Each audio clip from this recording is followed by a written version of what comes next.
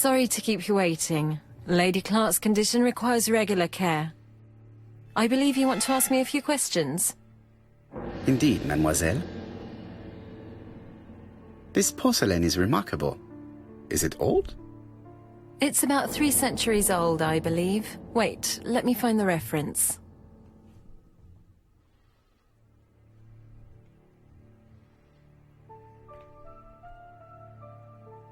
Question Thora Gray. That's what we need to do. She's a suspect, 27 years old, lives in Andover, Sir Carmichael Clark's assistant. She is an orphan. And Franklin Clark is about 40 years old. That's way younger than his older brother. Because yeah, he's his younger brother. He didn't know his brother to have any enemies. He didn't actually say that to me. Question Thora, alright. I knew that Hastings had a weak spot for young women with auburn hair, but I can see that he is also sensitive to Scandinavian blonde hair. Yeah, you are too. Are you not? I have better things to do right now. Alright.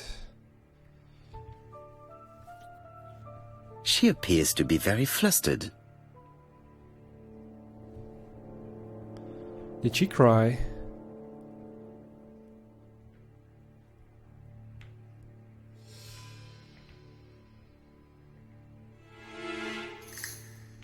Where do I point? The book? Just a minute, please, Mr. Poirot.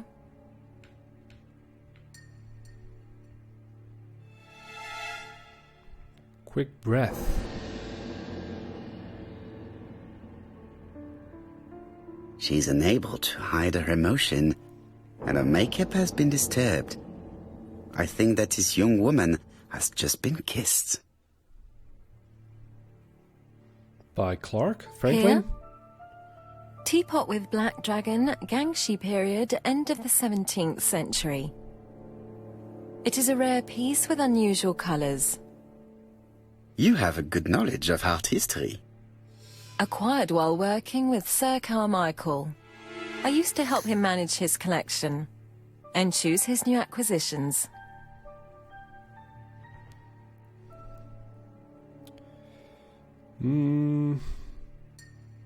What was your relationship? Did you have a good relationship with your employer? He treated me well, and I am sorry for his death. Have you seen any strangers hanging around in the past few days? No. Nobody has been near Comside.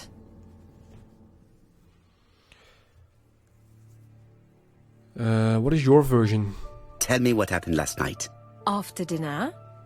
Well, I did some sewing, and then I went to bed. I was woken by the telephone at 11. I heard Franklin Clark speaking with the gardener. They left with some lanterns, and they found the body.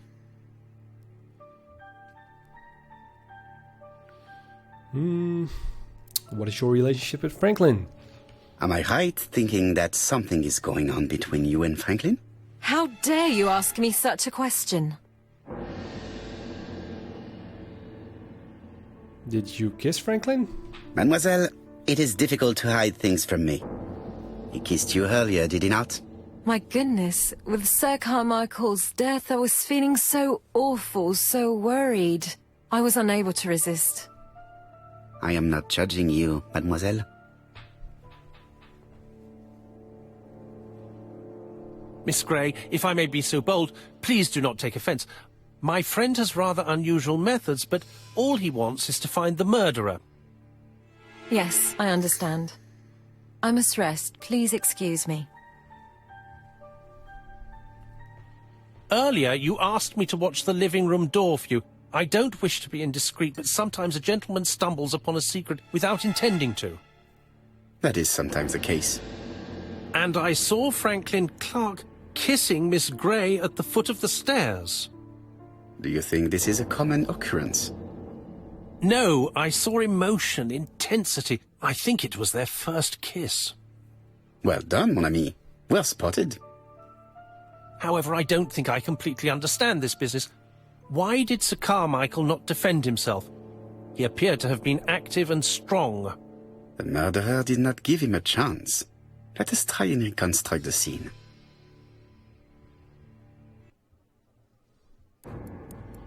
Already? Reconstruction? That's fast. Alright, let's do it. Sir Clark is taking his customary walk. Our killer is hiding behind a bush. He waits. The old man walks quietly along the gravel path.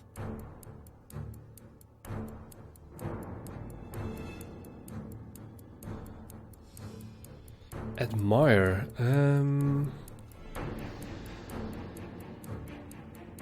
No, I don't think he admires him. He would turn around. He waits a little bit longer, is that it?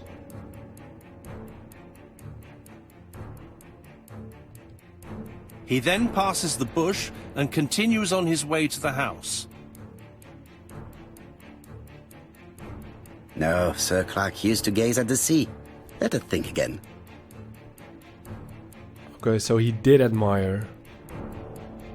I thought the killer was Sir Clark admiring him. is taking his customary walk. Our killer is hiding behind a bush.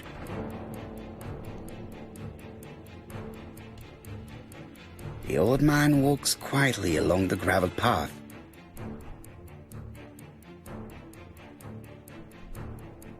Admire? Oh yeah, Carmichael, yeah. It says so. Then he turns towards the sea to gaze at it. Then he strikes. Attack from the left or attack from the right? No.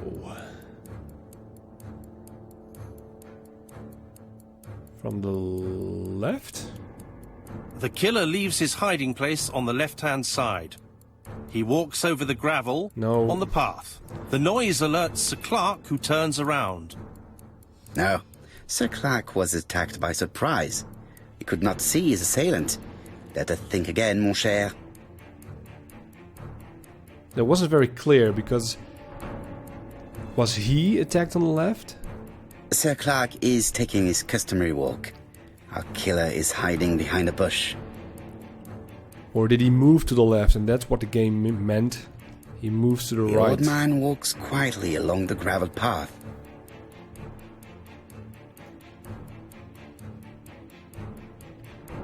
Then he turns towards the sea to gaze at it.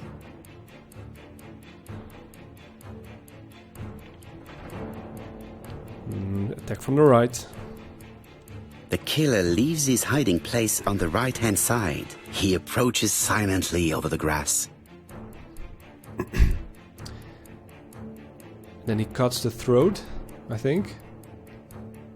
Then he throws himself on his prey and cuts the poor man's throat.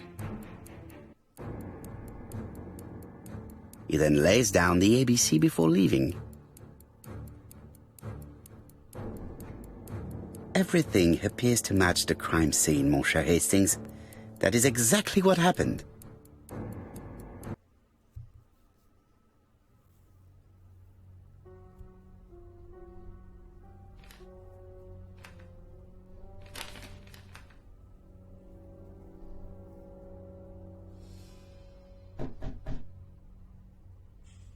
Oh, just a minute. I'm getting dressed.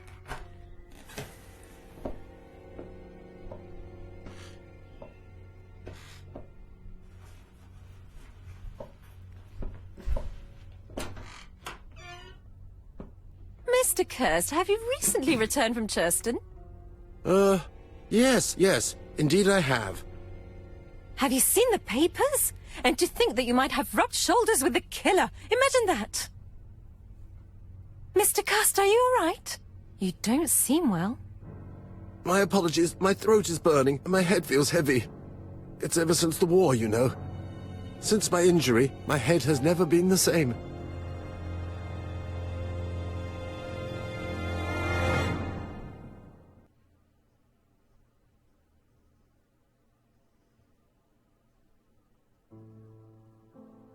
Poirot, it's a pleasure to be with you again after all these years. I looked for a gift to thank you, and I found this propelling pencil. An authentic collector's item. You spoil me, mon ami. And you more so by sharing investigations. Do not underestimate the help you are to me, Hastings. Intellect is not everything. There is also goodwill, and you are not short of that. Later, I will ask you to help me tidy up the room and bring some chairs. Our guest will be here soon. Ah, is Thora Grey coming? Naturally. She is a fascinating young woman, n'est-ce pas? Oh, come on, Poirot. I'm a married man. Miss Grey has already been courted by Franklin Clark. Poirot, our guests will be here soon. We must prepare ourselves.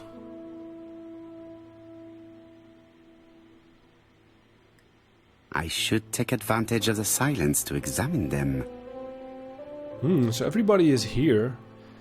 And it was interesting that we saw a glimpse of the killer, or what appears to be the killer, whose name was, I don't remember the name, it was ABC, Mr. Cust or something. Why the game showed me him, I'm not sure. And things are getting more speedy, I guess. The C case was very short. Now everyone is together to establish who is the killer or what. Help, you've just got a modifiable object. For this, select the object in your inventory, observe it by pressing Y and press RB. The modification icon only appears when the modification is possible. What does that mean? What do we need to do? Observe everybody. Thora Grey, she cares for Lady Clark and she regularly administers her morphine. Anything else? He has feelings for Thora Grey. We do have... What did we get? That's a never sharp pen we got from Hastings. Magnificent pen offered by Hastings.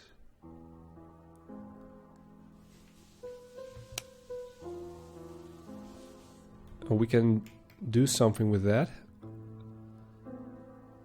Ooh. What do we have here?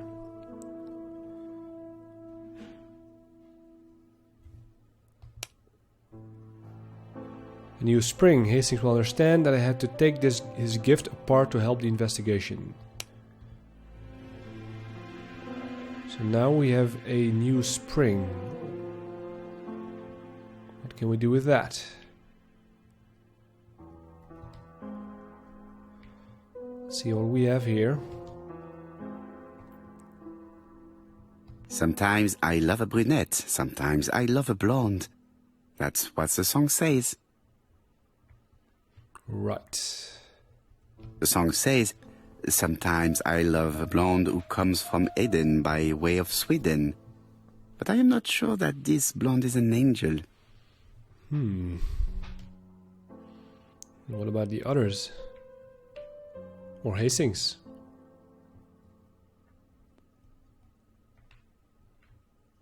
Franklin Clark always seems at ease, regardless of where he is.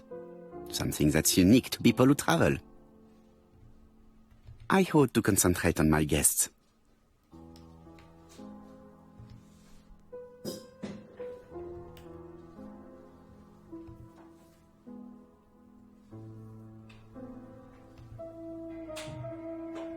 Donald is always on edge. He is.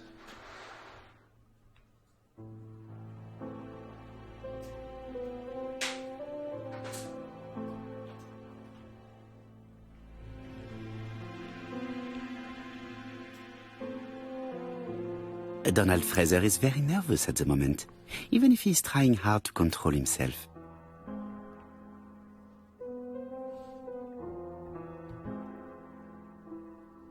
She appears to have taken more care with her appearance than the last time.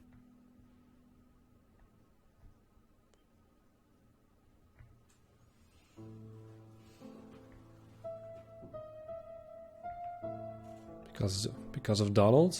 Must be.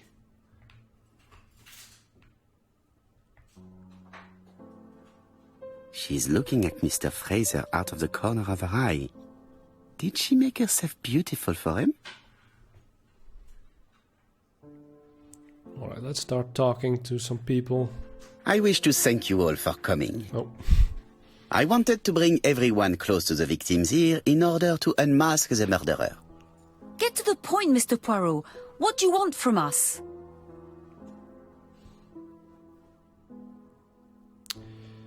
Yeah, I want to ask the reason. You are an intelligent woman, Mademoiselle Barnard, and I'm sure that you have already understood my intentions. You think that if we put our heads together, we might come up with something new? I am convinced of it. What I ask is that you search your memories. The murderer must have left some trace. Yes, he must have prepared his crimes very carefully. Tout à fait. He did not get to Bexhill at midnight in order to strangle a young girl whose name by chance starts with B. Must we go into that? Get a grip.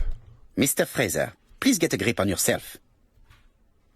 Well, I want to help you, but I don't remember anything else. Nothing I haven't already said. And you, Mademoiselle Barnard, did your sister say if she was seeing another man? She never would have told me. Let's ask and not urge. Why would she hide the fact from you? Betty knew I didn't approve of her behaviour. Her flirting was spoiling any chance she might have had. Tell me, mademoiselle, what did you talk about with your sister? Silly things. Her new dress. She wanted a pair of black stockings to go with it. Mother bought her a brand new pair. The day it happened, she was crying. And to think that Betty never even wore them. Poor Mummy. Your sister used to sing, I believe. Did she ever perform in public? She dreamt about it, but she had a very bad cough. It troubled her greatly. She had to cancel auditions and miss lots of opportunities. A pity. Yes, she sang well, but that doesn't tell us much about the murderer. Qui sait? In any case, we now have enough information to draw up a relatively precise psychological profile. Let us now try and get our brain cells to work. This again. Is the killer clever? Letter sign MC announcing the Andover murder. Killed when the street was packed with people. Killer's methodical and prepares his crime meticulously. Man seduced by Betty before taking her to the beach, where he strangled her, passing her timetable, made the murder like strains. Indeed, let us look again at this murder, if you please. You will see that the murder carried out it to perfection. Now let's go with this one. But that's wrong. Maybe this one. He's clever. Is the killer sure of himself? Yes. Is the killer a seducer?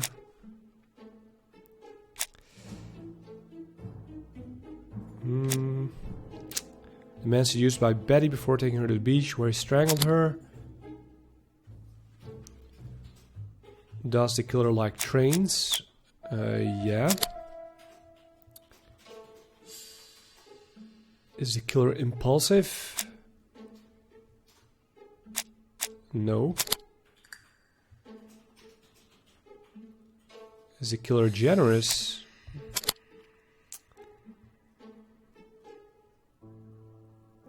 So, ladies and gentlemen, we can now surmise without too much risk of error that our adversary is calculative, sure of himself, a seducer, of outstanding intelligence, that he has plenty of self-control, and that he likes railways. It's a good start. Other meetings may be necessary. I hope that you will be able to come back again. Well, it's just that...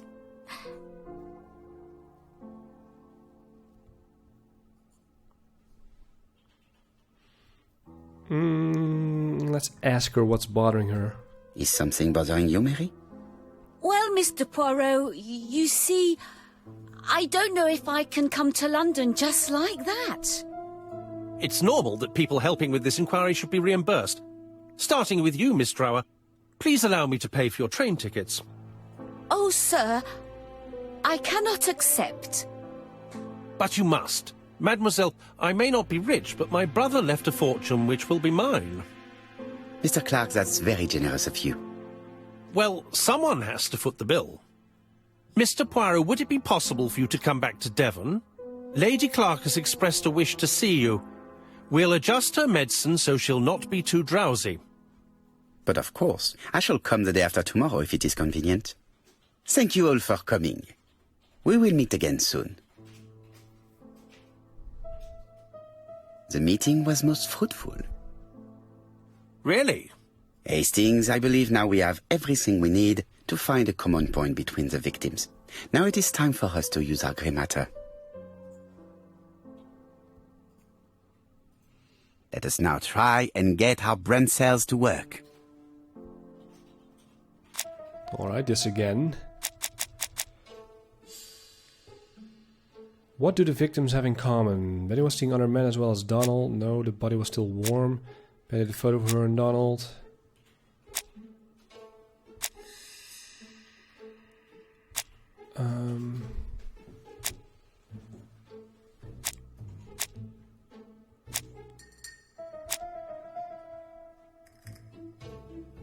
I don't know.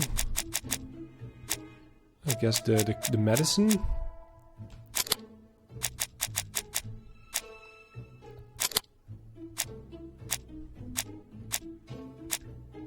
Or the violence?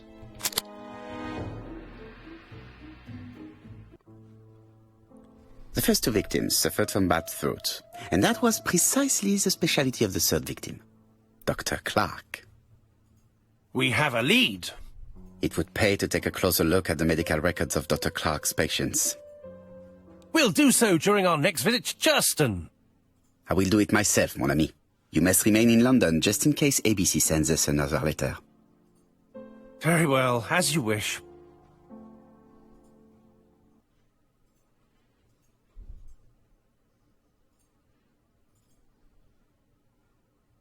Thank you for coming, Mr. Poirot. Lady Clark is waiting for you in her bedroom on the first floor. Please excuse me, I cannot stay for the interview. I've to take Miss Grey to the station to see our lawyer in Torquay. Are you going on holiday, Thora? Are you going on holiday, mademoiselle? Not exactly, Mr. Poirot. Miss Grey very kindly stayed with me to settle my brother's affairs, but naturally she prefers to find a position in London. Ah, très bien. I'll be absent all morning, Mr. Poirot, but the nurse is coming soon. She's to ensure that the dose of medicine doesn't make our patient drowsy. Thank you, Mr. Clark. Have a nice trip, mademoiselle.